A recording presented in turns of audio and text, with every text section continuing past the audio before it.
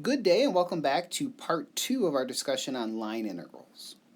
In the previous video we introduced the concept of a line integral with respect to arc length, and we saw that it had a nice physical or geometric interpretation, essentially telling us a net difference of area enclosed above a curve in the xy plane and below the graph of a function of two variables. In this video, we will extend that concept to investigate line integrals with respect to x or with respect to y. Now, the starting point for evaluating any line integral is to come up with a parametric description. So note, if we have a curve C and a parametric description, x equals x of t, y equals y of t, with a less than or equal to t less than or equal to b. And in terms of the common parametric descriptions that we should be able to come up with, I would note at least 3 scenarios. One of them would be circles or portions of circles. Another would be line segments, thinking back to our techniques from earlier this semester. And the third scenario would be portions of a function of x or a function of y. So I'll just simply write functions, and we'll have a few reminders later on in the video. Now, the idea in terms of evaluating a line integral is to essentially substitute in the proper quantities. That is, we want to make each x, in this case, an x of t, each y a y of t, and then properly rewrite that differential dx in terms of t's. So to start, we have a line integral with respect to x. And whatever differential we see is going to dictate how we proceed. The beginning is the same. We have a definite integral over how the parameter varies, a to b. We substitute in our parametric description, that is, get everything in terms of t's. And then we simply rewrite dx. And as it typically would be, it is x prime t dt.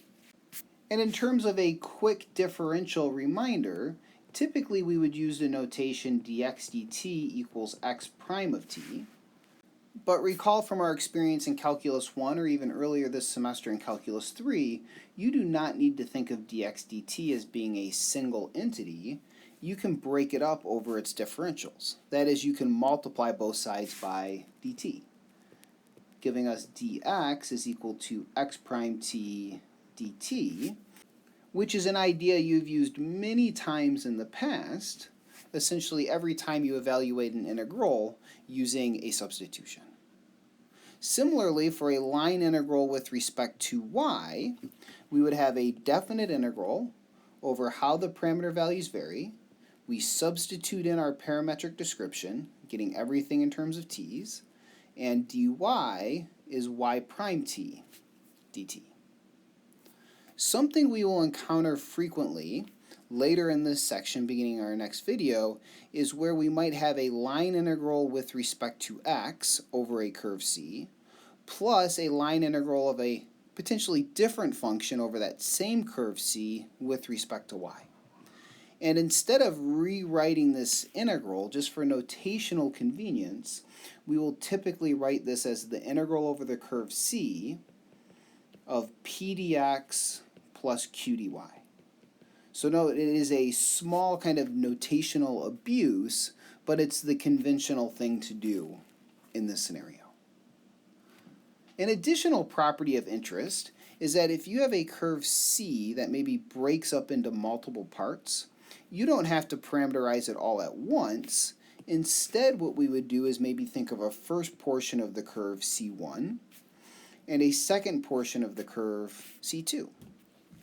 And regardless of what type of line integral we are evaluating, that is to say it could be with respect to arc length, with respect to x, or with respect to y, this line integral can be evaluated by first going over the curve C1 and then adding onto that whatever you get from the corresponding line integral over the curve C2. So with this in mind, let's go ahead and investigate a common example. And a typical example that we might encounter is to evaluate a line integral over a curve of some function and then we're essentially given a description of what the curve would look like. So the starting point is to always sketch the curve and come up with a parametric description for the curve. In this example, C consists of line segments from 0, 0 to 2, 0. So from the origin to 2, 0. And then a line segment from 2, 0 to 3, 2. And this is the exact scenario we described a moment ago, where the curve itself is made up of two kind of distinct pieces. So the natural thing for us to do is to consider a first part of the curve, say C1, and a second part of the curve, C2. So that in this case, from our previous observation, I'm going to leave some space to do a bit of work, that the line integral over the entire curve C can be simplified to be the line integral over the first curve, C1, plus the line integral over the second curve, C2. Which means we need a parametric description for both curves C1 and C2. And instead of jumping into our specific example, let me give a quick reminder. In our previous video, we reminded ourselves of a parametric description of a circle, but it's also useful for us to be able to come up with a parametric description of a line segment or of a function of x or y. So let me start off with a line segment relevant to this example. If you are in the xy plane, and note this could also be three-dimensional space, and you want to parameterize a line segment between 2 points. So let's just go ahead and randomly say our points are 1, 1, and 3, 2. And it's nice to work with concrete numbers opposed to arbitrary A, B, C, and D to illustrate this reminder. And all we are going to do is take our previous technique of writing down the parametric description or vector description of a line and then restrict our parameter values so we start at the point 1, 1 and we finish at the point 3, 2. So recall, if you want to describe a line segment, you need a point 1, 1 plus t times a direction. And to go from 1, 1 to 3, 2, you would think I need to go 2 in the x direction and 1 in the y direction, which gives us our direction vector of 2, 1. So recall, we need a point plus t times the direction, where t is our parameter value. So now if we equate these corresponding components, x is 1 plus 2t, y is 1 plus t. And these would be the parametric descriptions of the line passing through these points. But what we need to do is somehow restrict our parameter values to force us to only have this line segment. But note, if t is 0, you're precisely at 1, 1. So that's our starting point.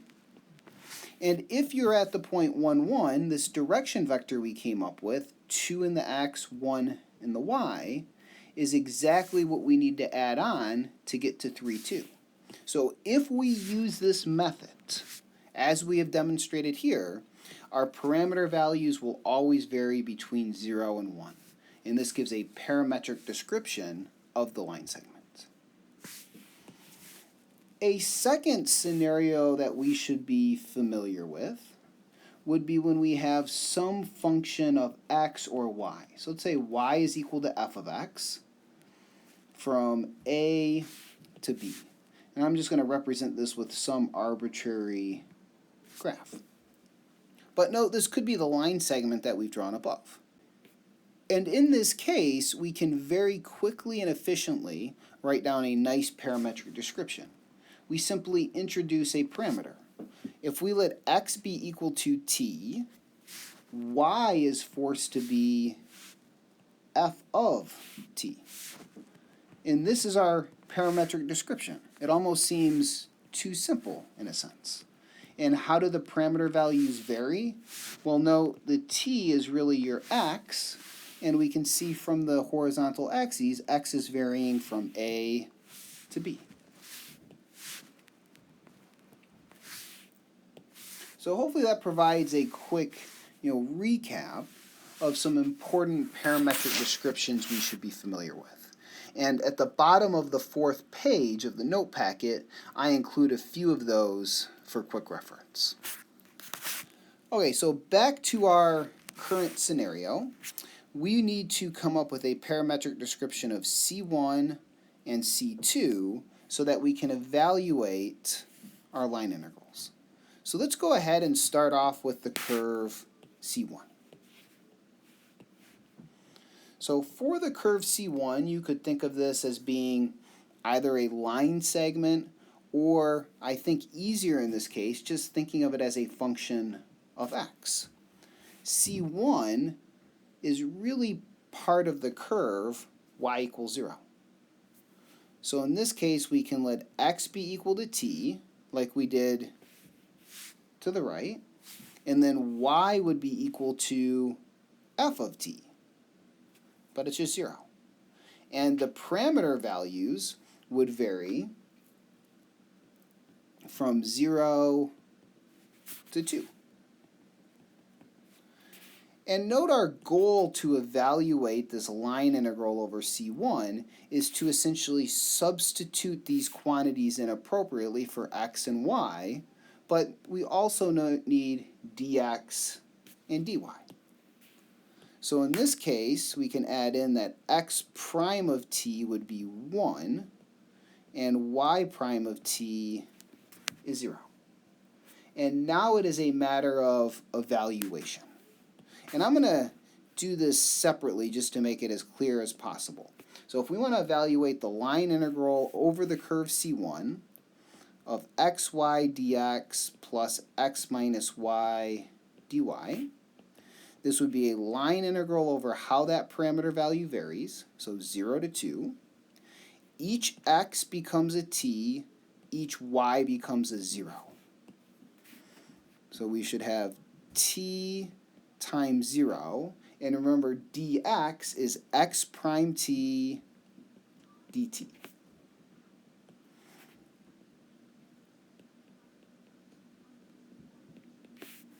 And then I'm going to go ahead and break it into a second integral. We could leave it as a single integral, but the integral from 0 to 2, x is t, y is 0, and each dy is going to be replaced with a y prime t dt.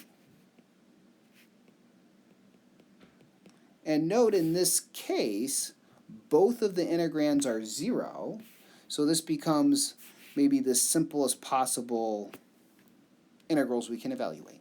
So we just get back 0. So in terms of evaluating this line integral, we know that the value for the first part is 0. What we now need to take care of would be the line integral over the curve C2. And this is a point where in class I would pause and turn it over to you. So I recommend pausing the video, coming up with a parametric description of the curve C2, and then evaluating that remaining line integral.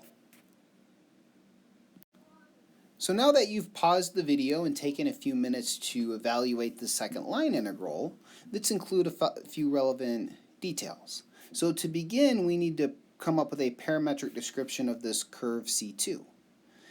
Thinking about it as a function, we can note it's a line with slope 2, and if we trace back, a y-intercept of -4. So a perfectly reasonable way to give a parametric description is to mimic what we've done to the left. Say x is t, y is then 2t minus 4, and the t values vary as the x values do in our above function, so 2 to 3. Which makes x prime of t equal to 1 and y prime of t equal to 2. And if we substitute these values into our integral appropriately, we have the integral over how the parameter values vary, 2 to 3 for the second curve. X times y would be t times 2t minus 4 dx, which is x prime t dt.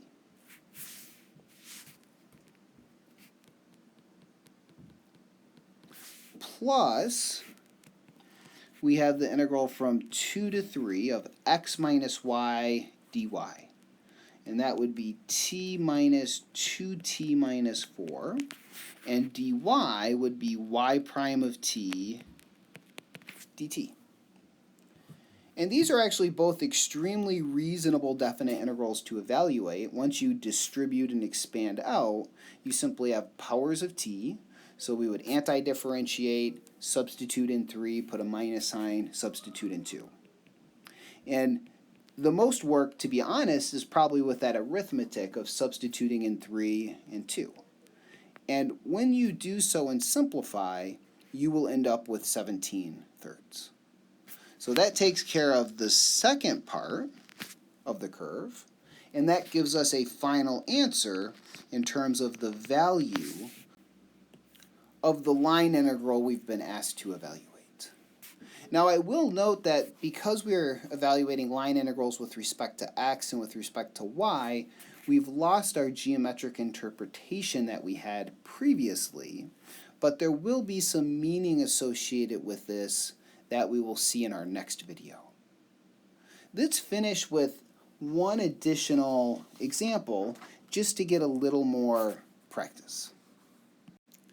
In this video, we will investigate a line integral with respect to arc length, so note this differential is really guiding our work, over a curve in three-dimensional space, which will nicely demonstrate that the ideas we've gone over for two-dimensional space works perfectly fine in any number of dimensions. And also recall that when we have a vector-valued function, if you look at the individual components, x, y, and z respectively, that gives you a parametric description of the curve. And when we evaluate line integrals with respect to arc length, we are going to need to know x prime, y prime, and z prime.